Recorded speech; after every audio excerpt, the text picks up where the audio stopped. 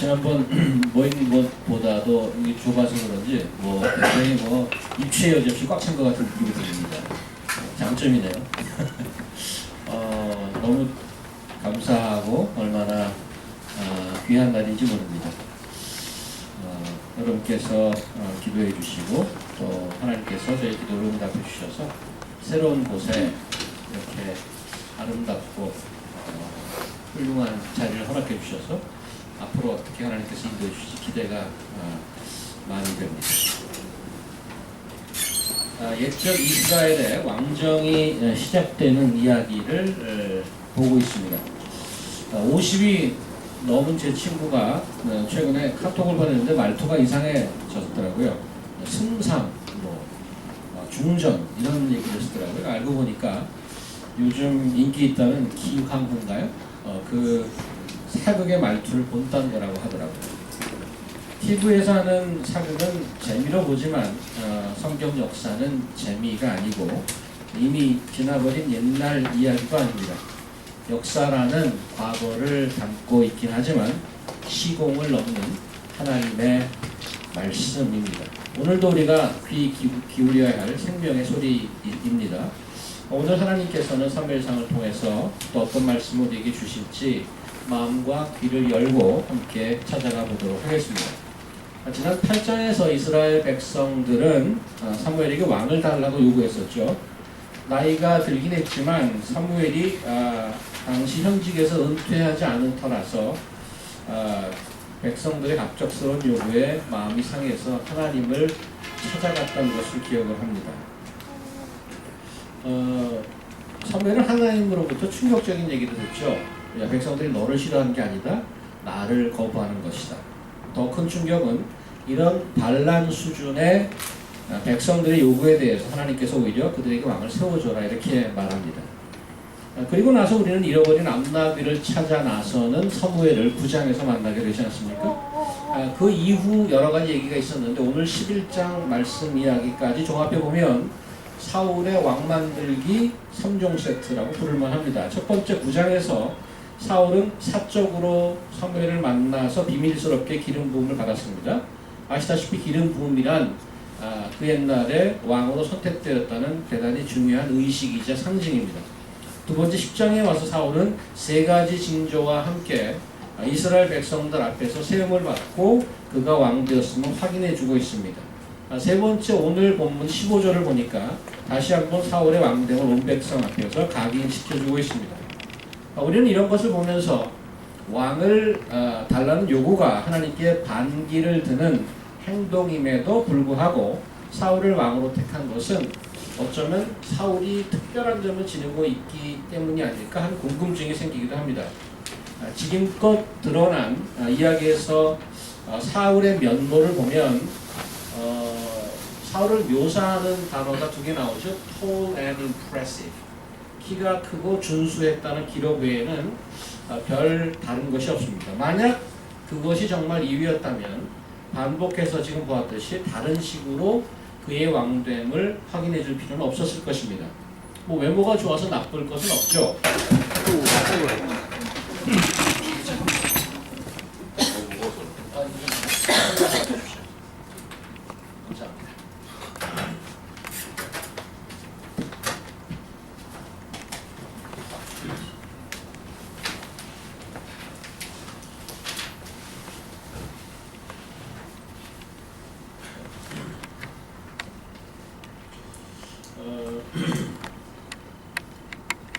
외모가 좋아서 나쁠 것은 없지만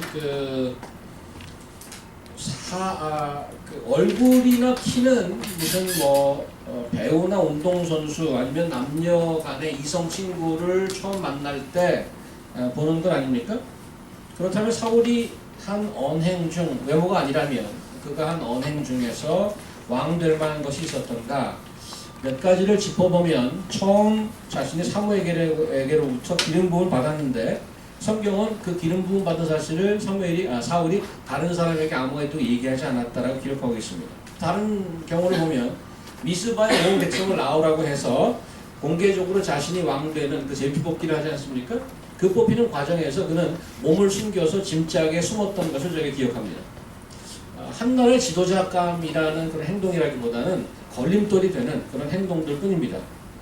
그래서 외모의 특출함 이외에 사울은 왕으로서 어떤 소양이나 자격을 갖추고 있었던 자가 아닙니다. 백성들 중에 일부도 그렇게 비춰졌습니다. 그래서 지난 본문 마지막에 이런 기록이 있지 않습니까? 10장 27절에 보면 혹시 여기 어디 있습니까? 10장 27절에 보면 어떤 비류는 가로되 이 사람이 어떻게 우리를 구원하겠느냐 하고 멸시하며 예물을 드리지 아니하니라. 그러나 그는 잠잠하였더라. 이미 백성들 눈에서도 좀 반대하는 자가 나타나기 시작했죠. 그래서 하나님은 준비된 사람을 쓰신다라는 시중에 나와 있는 기독교 서적 책 제목 같은 말은 적어도 사울에게 적용하기는 어렵다는 얘기입니다. 그렇다면 오늘 본문은 어떻습니까? 지금까지 본 사울의 모습과는 사뭇 다른 장면이 등장하죠. 사울이 전투에 가담하는 이야기입니다. 그것도 일개 병사가 아니고 지휘관으로서 맹활약을 펼치죠. 사울이 드디어 리더 같은 모습을 보이기 시작하는 겁니다. 숨겨진 리더 본능을 마음껏 드러낸 사울. 정말 왕 될 만한 자질이 있다. 이렇게 얘기할 수 있겠습니까? 결국 이래서 사람은 끝까지 봐야 되는 거구나. 이렇게 얘기할 수 있겠습니까? 사람들이 보지 못하는 것을 하나님은 보는구나. 그래서 사울을 선택했을까요? 사실 오늘 본문은 사울이 왜 선택되었을까라 하는 대한 대답으로 등장한 것은 아닙니다. 조금 더 직접적인 맥락은 지난 10장 마지막에 나와 있습니다. 조금 전에 봤듯이 이 사람이 어떻게 우리를 구원해 줄 수 있을까라는 질문을 던지지 않았습니까? 오늘 본문은 사울이 왕으로 등극하는 것을 못마땅하게 여겼던 이들이 던진 이러한 질문에 대한 답이라고 볼 수 있습니다. 아니 이런 자가 어떻게 우리 왕이야? 어떻게 이런 사람이 우리를 구원해낼 수 있지? 거기에 대한 성경의 답이 오늘 11장이죠. 이 자가 어떻게 이스라엘을 구원해낼 수 있겠느냐고? 내가 보여주지. 이렇게 구원하는 거야. 그게 오늘 본문이란 말이죠. 주보 안쪽에 오늘 본문을 좀 보시기 바랍니다. 제가 친절한 주목사라고 너무 친절한지 모르겠어요. 보기가 편하게 제가 화살표로 표시까지 해놨는데 보시다시피 오늘 본문의 주제는 이스라엘의 구원이라고 할 수 있습니다.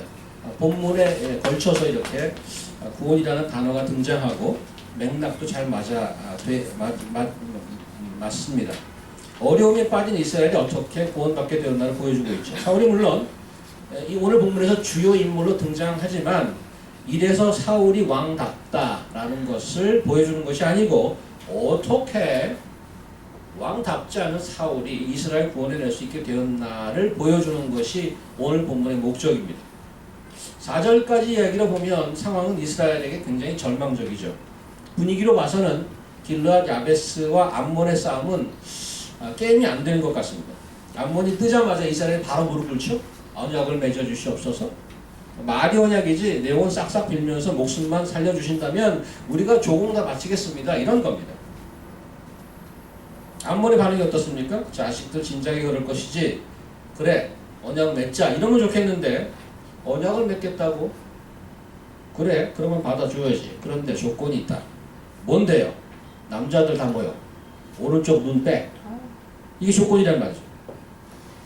전쟁이 수시로 발발하던 고대 근동에서 남자들이 오른쪽 눈을 뺀다는 얘기는 완전 무장해제 시켜갖고 재기불능을 만들겠다는 얘기입니다. 왜 두 눈 다 빼자고 오른쪽만 뺄까요? 보통 전쟁할 때 왼손에는 방패를 들고 오른손에는 칼을 들지 않습니까? 왼손에 방패를 들면 보통 왼 그 눈 쪽이 좀 가립니다. 그리고 이제 이렇게 하면서 뭐 싸움을 하겠죠. 근데 여기 오른쪽 눈을 빼라고 그랬어요. 그 왼쪽 눈도 가리고 오른쪽 눈도 안 보이는 건 장님이에요. 그 오른쪽 눈을 왜 살려두냐? 한쪽 눈을 왜 살려? 살아있을 평시 전쟁이었을 때 노예로 써먹으려고. 이게 한쪽 눈 빼는 게 얼마나 깊은 뜻이 있는지 모릅니다. 노예는 그럭저럭 평소에는 생활할 수 있지만 한쪽 눈으로 저항할 힘을 원천 봉쇄하겠다는 겁니다. 그런 길르앗 야베스 사람들이 우리 상식으로 좀 이해하기 어려운 요청을 하죠. 3절 보니까 야베스 장로들이 그에게 이르되 우리에게 이래 동안 말미를 주어 우리가 이스라엘 온 지역에 전령들을 보내게 하라. 만일 우리를 구원할 자가 없으면 내게 나아가리라. 아이고 눈을 빼는 것은 너무합니다요. 온 민족이 종으로 섬길 테니까 눈 빼는 거는 좀 상기해 주십시오. 이렇게 돼야 대화가 정상입니다. 근데 암몬 왕이시여 일주일만 시간을 주십시오. 우리를 구원해 줄 자가 있는지 한번 찾아와 보겠습니다. 근데 지금 그 말이 논리가 맞습니까? 지금 죽이겠다고 달려들었는데 일주일만 시간을 주십시오. 그럼 이 자식들이 이게 지금 정신없는데 다 없애버려! 뭐 이렇게 돼야지 말이 되는데 이런 일주일만 시간을 달라고 요청을 했단 말이지. 그것도 그냥 생각해 보겠다가 아니고 우리를 구원할 구원자가 있는가 한번 보겠다고 일주일 시간 달라는 겁니다. 그리고 이후에 암몬의 반응이 기록되어 있습니까? 암몬 족속의 반응이 기록이 없어요. 그 다음에 뭐 컨텍스트로 봐서 허락했다는 얘기죠. 허락했다는 얘기인데 마치 암몬이 하도 기가 막혀서 기가 막힌 표정을 아예 대사 없이 처리해버린 것 같은 그런 느낌이 듭니다. 이만큼 상대가 안 된다는 얘기예요. 그래? 구원자 찾아보기 그래 한번 가봐. 그러시려고요? 한번 찾아보세요. 우리 화끈하게 한번 붙어봅시다. 이건 뭐 완전 그 바닥을 치는 지금 상태가 게임이 안 되는 상대라는 얘기입니다. 한눈을 빼는 굴욕을 당한다 해도 어쩔 수 없는 건드릴 수 없는 적이 암몬이었습니다. 이렇게 쩔쩔매는 상황에서 사울이 등장하죠. 길랏 야베스 상황을 전해드는 사울은 지금까지 우리가 봤던 건 완전히 180도 다른 모습으로 온 이스라엘의 전령을 보내서 사람을 모으고 이스라엘 연합군 33명을 바로 모이죠. 그리고 끌고 가서 암몬을 초토화시켜버립니다. 이스라엘의 굴욕과 모욕을 안겼던 암몬 어떻게 보기 좋게 무찌르고 그에게 그 굴욕을 갚아줄 것인가. 사실 우리의 관심은 그런 거 아닙니까? 아니 이 암몬 이 나하스랄 이 녀석이 우리한테 얼마나 굴욕을 줬는데 이것을 복수하는 것을 한번 보고 싶은 거죠 우리가. 네. 그래서 어떻게 복수하나 한번 찾아보니까 너무 싱거워요. 11절 보니까 전체 본문 중에 직접 암몬을 깨트리는 장면 딱 한 줄 나와요. 11절 이튿날 사울이 백성을 3대로 나누고 새벽에 적진한 가운데 들어가서 날이 어두울 때까지 암몬 사람을 치매 남은 자가 흩어져서 둘도 함께한 자가 딱 한 절 나와 있는데 이거 좀 암몬 왕 나와서 질질 끌고 나와갖고 좀 발로 밟고 좀 작은 자가 씹어줬으면 좋겠는데 이런 장면이 하나도 안 나온단 말이죠. 그냥 가서 쫙 했더라고 됐지. 성경의 관심은 암몬에게 원수가 없는 모습을 보여주는 것이 아니고 보다 불가능한 상황에서 어떻게 이스라엘이 구원을 받았는가에 집중되어 있단 말이죠. 길랏 야베스에서 전령이 와서 메시지를 전할 때 사울은 속 끓고 밭 깔고 있었습니다. 지난 10장에서 사울이 왕으로 뽑히지 않았습니까? 그래서 지금 왕으로 뽑혔으면 사울은 지금 왕궁에 입주해 있어야 되잖아요. 워싱턴 DC의 대통령궁에 있어야 되는데 지금 고향에 와갖고 밭 깔고 있단 말이에요. 얼마나 안 왕스럽습니까? 말이 되나? 왕스럽지 않습니까? 사울이 밭 깔다가 귀가하는데 그날 퇴근하는데 보람찬 하루 이틀 노래 부르며 퇴근하는데 그 소식을 들었어요. 6절 보세요. 사울이 이 말을 들을 때에 그의 노가 크게 일어나 이랬습니까? 그가 자기 민족이 압제를 당한다는데 정의감이 폭발해서 진노를 발한 것입니까? 모든 전체 주민이 울었어요. 아이고 이걸 어떡하나 울었어요. 근데 유일하게 사울만 노를 바라고 있어요. 물론 화가 나겠죠. 근데 다 울고 있었어요. Only Saul himself, he cried out. 그가 지도자감이라서? 아니에요. 6절 다시 있습니다. 사울이 이 말을 들을 때에 그가 노에 크게 일하여 그러지 않고 그 전에 사울이 이 말을 들을 때 하나님의 영에 크게 감동하여 그가 노를 바랬다. 이렇게 되어 있습니다. 그러니까 사울이 노를 바란 거는 정의감에서 일어났다기보다 하나님의 영의 감동을 받은 결과란 말이죠. 저는 한글을 읽다가 제가 한글 실력이 없다는 걸 이번 11장을 보면서 아는 게 여기 6절 보면 7절에 보면 결이라는 말이 나오죠. 결이. 여러분 결이라는 말이 무슨 말인지 아십니까? 결이. 결애가 아니에요. 결이. 한 결이의 소를 잡아 각을 뜨고 영어로 보니까 He took a yoke of oxen and cut them in pieces. NIV에 보면 couple of oxen 그랬어요. couple of oxes. 그러니까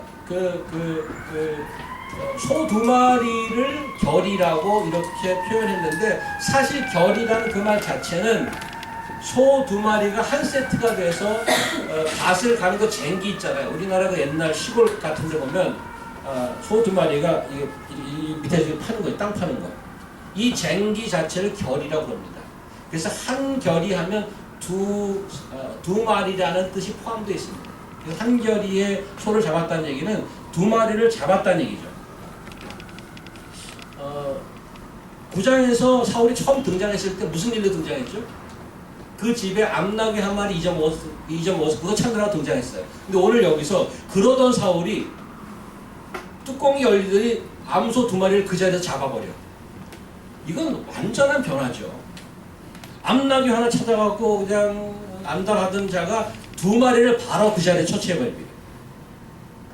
자, 사울이 장군감이라서? 아니요. 여호와의 영이 임해서. 그들을 이끌고 군사 전술까지 사용해서 병사를 세 개 부대로 나누고 새벽부터 대낮까지 암몬을 완전 쳐서 무찔러 버렸습니다. 사울이 장군감이라서? 아니요.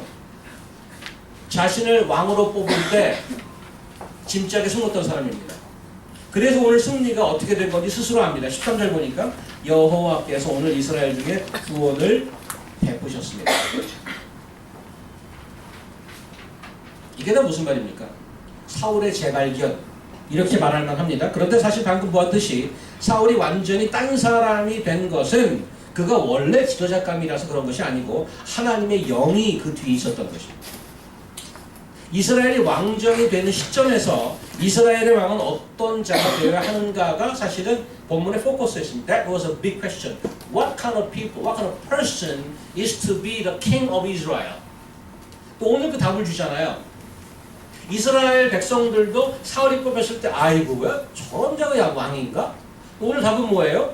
하나님의 영에 감동받아서 하나님으로부터 능력을 받고 자기 백성을 구해내는 자, 그리고 그 구원이 하나님께로부터 왔다고 선언하고 증거하는 자, 그런 자가 왕되어야 된다고 얘기하는 거예요.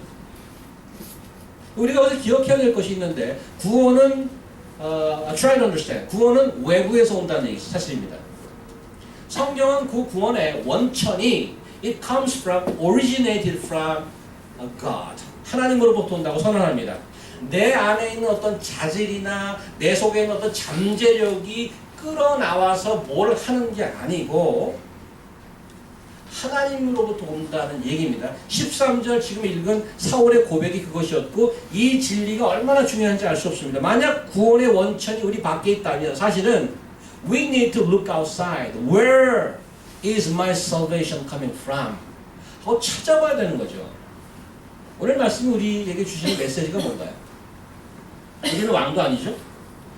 우리가 사는 미국에서 암몬 같은 무시무시한 나라가 쳐들어오는 상황도 일어날 가능성이 별로 없습니다.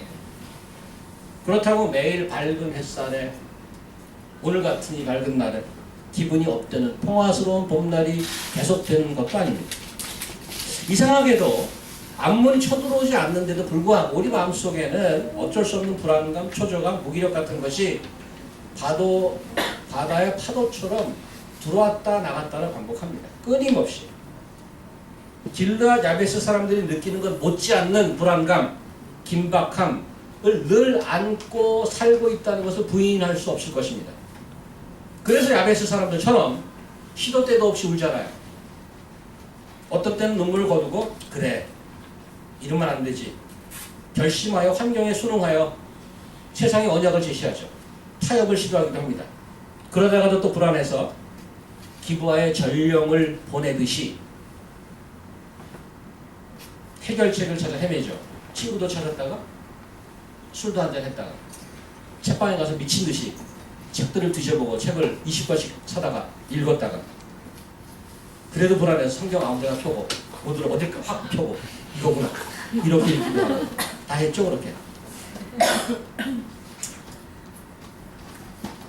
다시 정신 차리고 이러면 안 되지 내가. 그래서 거쳐서 오늘 이 자리까지 온 거 아닙니까? 하지만 우리 분명히 알죠. 문제는 여전히 내 속에 존재하고 있고 계속 힘들어하고 있다는 사실을.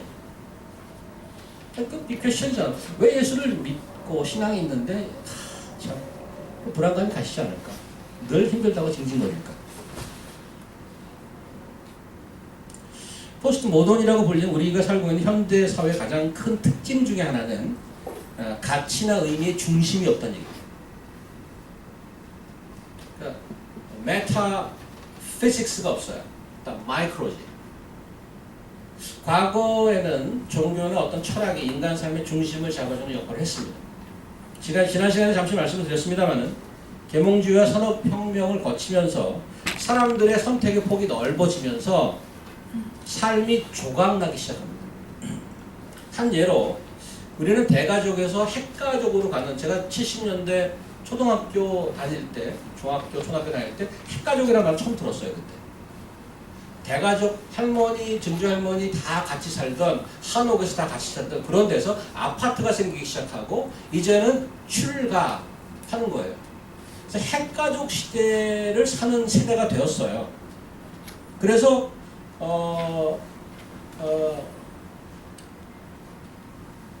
각 찢어져 나간 핵 가족의 가치나 방향을 이끌어주는 큰 중심이 없어요. 집안의 어른이 그 가치와 그 방향을 잡아주지 못합니다. 내 가족과 내 형네나 내 누나네 가족은 생물학적 DNA만 같은 것 뿐이지 그 외의 모든 것은 다 다릅니다. 여러분 생각해 보세요. 지금 내가 우리 형이나 오빠나 누나나 그 집 가정과 내 가정이 뭔가 공통점이 있는가? 심지어는 선호하는 음식도 달라요. 두 가정이 만나서 밥 먹으려면 싸가잖아. 피자 먹자, 이쪽은 짜장면 먹자. 그것까지 달라요. 추구하는 가치나 좋아하는 거 다 다릅니다. 1년에 한 번 명절 때 모일까 말까 하는 것이 겨우 이들이 한 가족임을 증거하는 케이스가 될 뿐입니다. 그때 사진 무지하게 찍죠. 한 가족이라고 페이스북 올리고 3년 만에 한 번 만난 거 아니에요. 가족 문제뿐 아니죠.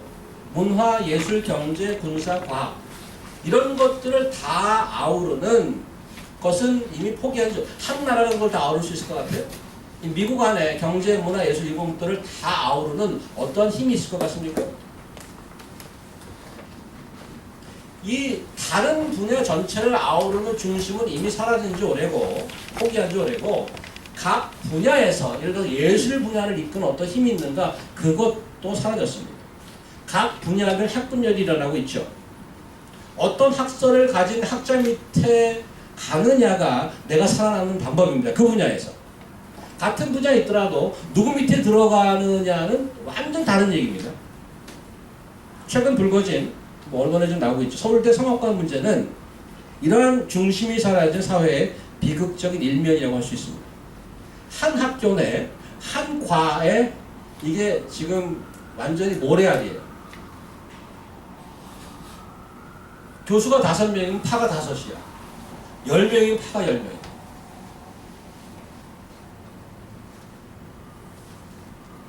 그 과에 들어가는 게 다가 아니고 그 과에 누구 밑에 들어가는가가 나머지 인생을 좌우한단 말이죠. 경제든 예술이든 과학이든 법이든 어떤 분야에마다 살아가는 룰과 방법이 있습니다. 그런데 그 안에서 또 갈린단 말이죠. 그래서 거기 가서 또 작은 유닛의 그 서클에 들어가 살아나가야 됩니다. 직장에서 사는 법과 퇴근해서 친구를 만나는 법이 다릅니다. 내가 직장에서 살아나가는 그 방법과 친구를 만나서 얘기하는 게 완전히 다릅니다. 왜냐하면 그 두 세계가 is different world. 다른 세계예요. 나 하나라는 개인이 나 혼자를 보더라도 하루를 살아가면서 we are living multiple worlds. 집에 있다가 직장에 나왔다가 가정에 갔다가 친구를 만나고 동창생을 만나고 또 그룹 서클을 만나면 다 다르게 행동하고 그 그룹마다 다른 가치관들을 갖고 있단 말이죠. Scattered world. 그래서 현대인은 그 기하 변속이 피곤한 거예요. 어떤 것을 가장 메인으로 삼고 내가 살아가야 되는가? 내 가치와 방향을 어떻게 정할지 모르는 채 혼란스러운 거죠. 여기서 워킹했는데 이걸 가지고 여기 오니까 여기서 워킹을 안 해. 그런 혼란을 살다 보니까 피곤하고 공허해지는 것입니다. 하루에도 몇 번이나 다른 세계를 거쳐오면서 그 세계마다 그 세계를 지배하는 나름대로 신이 있습니다. 근데 내가 하루를 거치는 동안에도 이 신과 이 신은 완전히 반대의 사상을 갖고 있는 그런 세계로 우리 가게 됩니다. 거기를 살아가야 되는 것이 우리의 운명인 것이죠. 과거 우리 물질과 정신세계 중심을 잡아두던 하나님이 계셨습니다. 그 하나님을 거부하면 어떤 현상이 일어나냐면 지금 제가 설명드렸던 그런 현상이 일어납니다. 왜냐하면 각자가 인간이 신이 되는 거죠. 근데 그 신 중에 힘 있는 신이 자기 사람을 규합해서 만든 것이 부족이고 나라고 국가인 것입니다. 하나님을 거부했던 인간이 국가 원수를 떠받칠 것 같습니까? 하나님뿐 아니라 세상 모든 권위에 대한 도전을 하나님을 거부한 이래 인간사에서 계속되어 왔습니다. 결과적으로 계속해서 핵분열이 일어나고 있다는 것입니다. 그 작은 세계들이 계속해서 생겨납니다. 그 작은 세계들 속에서 나름대로 의미를 갖고 찾고 살아가려고 하니까 그들이 거부한 하나님 이외에 처음에 의미를 주셨던 그걸 거부하고 나니까 이 하나님이 다른 것으로 그 의미를 찾아가야 되는 것이에요. 근데 그 사회마다 다 달라. 그 신이 그걸 찾아가는 건 피곤하고 힘들고 공허한 것입니다. 이런 조각난 세상에 한 가지 좋은 예가 잡지입니다. 잡지. 책방에 가면 잡지 섹션에 가면 좀 큰 책방 가면 100가지가 넘습니다. 컴퓨터, 바디빌딩, 베이스볼, 밀리터리, 사이언스, 쿠킹, 뮤직, 재즈, 락 사이언스. What does it say? 옛날에 잡지 같은 거 없었어요. 그 얘기는 우리 사회 내에서 fragmented worlds, 한 가족 살지만 나는 컴퓨터 잡지를 보고 있고 엄마는 쿠킹을 보고 있으면 다른 세계를 살고 있는 거예요. 이 안에 지배하는 신이 있어요. 이 안에 지배하는 신이 있고 한 나라, 한 직장, 한 교회를 다니지만 우리는 다른 세계를 살고 있는 거죠. 이런 현대화의 파도에 부서지는 조각난 세상에서 의미를 찾고 살아남기 위해서 사람들이 힘들어하는 것입니다. 미경자님과 앞에 앉으세요. 앞에서 세 자리. 어서오세요. 자, 우리 교회에서 건축을 왜 하는지 알겠습니다. 아, 입추여지가 없군요.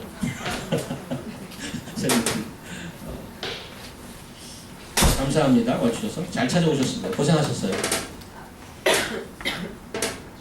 지난번 저기 갔다 오신 거 아니에요? 죄송합니다. 광고를 못 드려서. 어드바루를 좀 띄웠어야 되는 것 같아요. 내가 탔다. 잘 오셨어요. 이런 작은 세계들을 거쳐가며 사는 게 부대끼는 거죠. 그래서 아픈 거예요. 그래서 자꾸 힐링 하는 겁니다. 화두가 힐링이잖아요. 여기서 부대끼고 저기 가서 부대끼고. 심각한 것은 교회마저 그 파도에 휩쓸리고 있다는 거죠. 창조와 구원과 보호하심의 원천인 하나님을 거부한 인간이 맞이하는 고난은 비루하더라도 하나님을 믿는다는 교회마저 그 중심을 잃게 되면 소망이 없는 것입니다. 그 중심을 잃은 신앙을 갖고 있는 자들이 그래서 이런 질문을 하죠. 왜 예수를 믿었는데 힘이 없을까? 왜 이렇게 힘든 것일까? 이런 질문을 던질 수밖에 없습니다. 우리의 의미는 누가 정의하며 우리의 가치는 누가 가르쳐주며 누가 우리의 빈속을 채워줄 것인가? 오늘 아침인가요? 어제인가요? 서울대 사회학과 송호근 교수라는 분이 최근에 지식 콘서트에서 강의한 게 있습니다. 교양 시민은 있는가? 시민사회, 시민민주주의 이런 제목으로 강의를 하셨는데 강의 내용 일부를 좀 읽어드리겠습니다. 프랑스에서는 중산층 시민의 속성으로 아파트나 자동차 소유 여부 등 경제력과 더불어 요리, 음악, 외국어 구사 등을 꼽는다. 미국은 여기에 여행과 재즈의 취미를 갖고 있는가 정도가 곁들여진다. 반면 한국은 아파트와 자동차만 있으면 그만이다. 경제력만으로 중산층을 평가하게 된 것은 급속한 경제성장에 따른 부산물이다. 교양 없는 중산층이 탄생한 것이다. 한국의 시민계급은 가문의 영광이나 청운의 꿈 같은 출세 욕구를 통해 성장했다. 개발시대 성장애의 질주를 통해 시민계급의 신장로가 닦였지만 정작 그 안을 채우는 컨텐츠는 준비되지 않은 상황에서 외형만 시민인 비정상적 중간계급이 태어난 셈이다. 한국의 중산층이 가장 힘들게 여기는 일은 내 집 마련과 자녀 교육이다. 인생 전체를 놓고 봤을 때 이 두 과제에 지나치게 에너지를 소비하고 있다. 그러다 보니 정작 민주사회의 주춧돌이 되어야 할 교양의 형성, 자기 성찰과 반성의 문화는 발육부진을 겪고 있다. 이 송 교수의 이런 지적은 자기 인생밖에 모으지 못하는 한국 사회에 어떤 시민민주주의가 가능할까 이런 거였습니다. 어떻게 생각하십니까? 한국에게 가능할까요? 이웃을 생각하고 남들을 따뜻하게 대해주는. 물론 강의 마지막에 송 교수께서는 천안함 앞바다 유조선에서 유출된 기름띠를 지난번에 뭐 수십만 명이 가서 닦아낸 그것을 예로 들어서 우리 사회에도 소망은 있다. 이렇게 긍정적으로 결론을 내리긴 했습니다만은 이 성장의 목매는 우리 한국 사회, 뭐 한국 사회뿐이겠어요? 경제와 편안함과 이런 것에 목매는 모든 그 세상의 파도에 휩쓸려 가서 교회마저 그 가치관으로 물들어가고 그러니까 그것이 몸이 돼가고 있다는 것이 안타까운 거죠. 일제강점기와 한국 동란을 겪으면서 우리나라 개신교는 나름대로 역할을 했습니다. 그런데 그 이후에 예수 믿으면 복 받는다는 번영신학을 앞서서 오순절 계통과 신은사 그룹 운동 덕에 엄청난 성장을 했습니다. 70, 80년대 들어서 군부 독재와 부패, 빈부격차가 가속화되면서 개인 구원과 번영을 추구하는 세속적 가치가 계속 지배해 왔고 21세기에 들어서 조금 전에 설명했던 것 같이 여러 자기 자신의 공허함이 생기기 때문에 개인의 영적 경험과 내적 체험 같은 것으로 포스트 모던 문화에 교회가 얹혀져 가고 있단 말이죠. 그런 프로그램이 얼마나 많아요. 물론 문제가 있으니까 모아주려고 하는 것은 이해가 갑니다. Is that ultimate solution?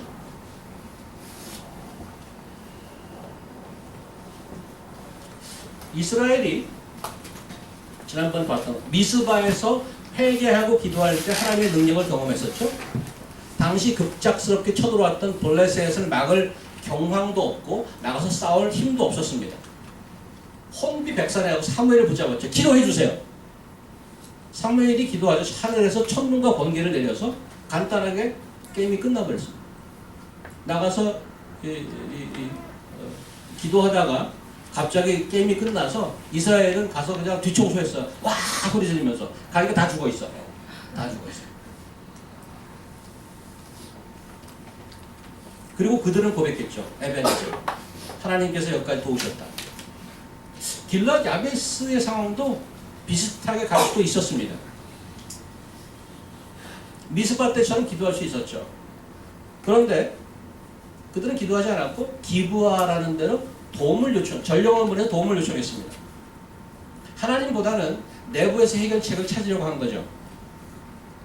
하나님께서 이스라엘을 도운다면 미스바에서처럼 천둥과 번개로 간단하게 암몬을 깰 수도 있었습니다.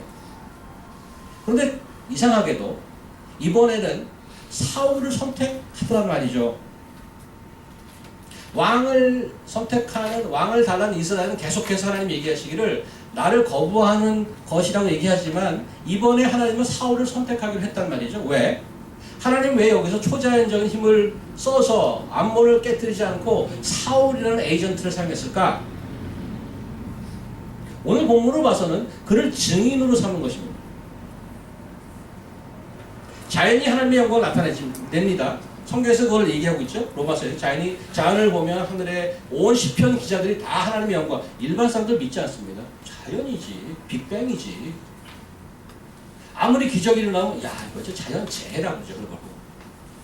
하나님이 그 힘이 있다고 아무도 얘기하지 않습니다.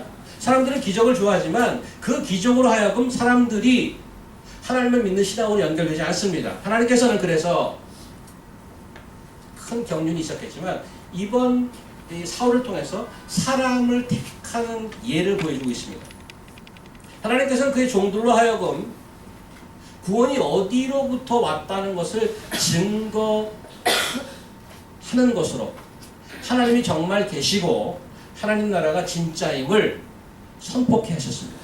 적어도 오늘 사울은 그것을 알아들었습니다. 이것이 지속된다는 얘기는 또 다른 얘기예요. 13절 그래서 오늘 여호와께서 이스라엘을 구원하셨습니다. 분명한 목소리로 고백할 수 있었던 것입니다. 초자연적인 기적을 통해서 사람들 앞에 무력 시위를 하는 것은 하나님께서는 It's piece of cake. It's very easy. 그런데 하나님께서는 이제 자기 백성을 통해서 그들이 하나님의 말씀을 듣고 증거하는 것으로 세상을 다스리시기로 하셨습니다. 그 기적을 나타내실 수 있으신 분이 자기 아들을 보내서 죽이는 거로 이 세상을 구원하시기로 하셨습니다.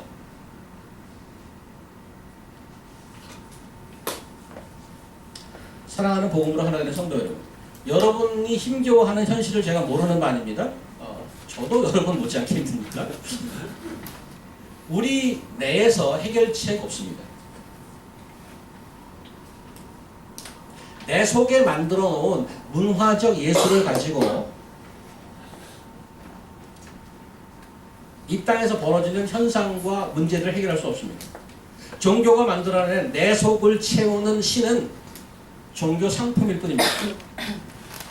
내 밖에서 성경이 선포하는 나는 부인하고 내 밖에서 성경이 선포하는 그 거룩한 하나님, 나를 위해 죽으시고 다시 살아 지금 온 우주를 다스리는 그 예수 그리스도의 주권만이 여러분과 제 살 길입니다.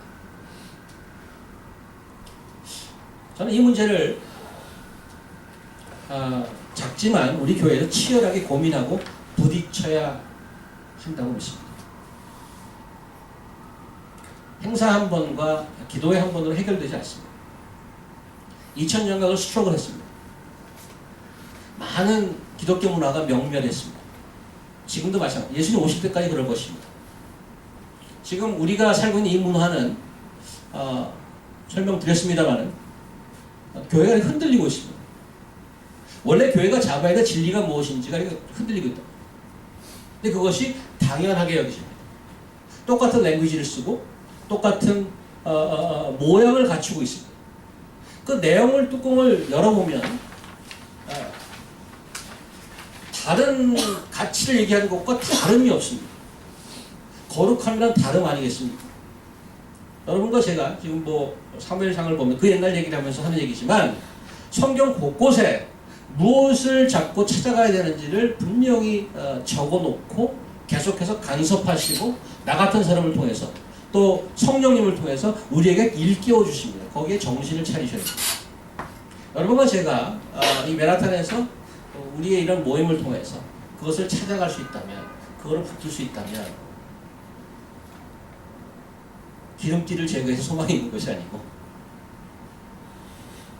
하나님께서 지금도 살아가셔서 우리에게 들려주시는 이 성령의 말씀 때문에 소망이 있는 것입니다.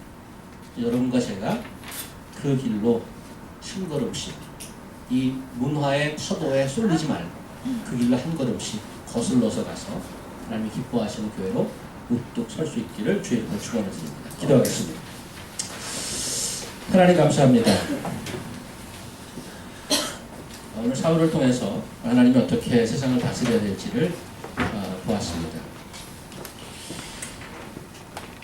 세월이 지나가면서 문화 사조가 변하는 그러한 역사가 아닌 줄 압니다. 하나님께서 분명히 살아계시고 또 하나님을 꺾으려는 그러한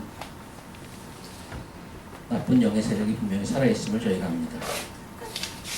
하지만 하나님께서 기적보다도 더 기적 같은 기적, 저희 같은 것을 택하셔서 하나님이 살아계심을 증거하도록 하신 것을 두렵고 떨리는 마음으로 저희 마음에 받고 하나님께 감사를 드리고 하나님께 도움을 요청합니다. 하나님 도와주시고 말씀을 통해서 저에게 들려주실 때 말씀을 가슴에 온전히 새기고 또 세상에 나가서 그 하나님 살아계심을 치열하게 싸우면서 증거하는 저희들 될 수 있도록 도와주시옵소서. 예수 그리스도 이름으로 기도합니다. 아멘.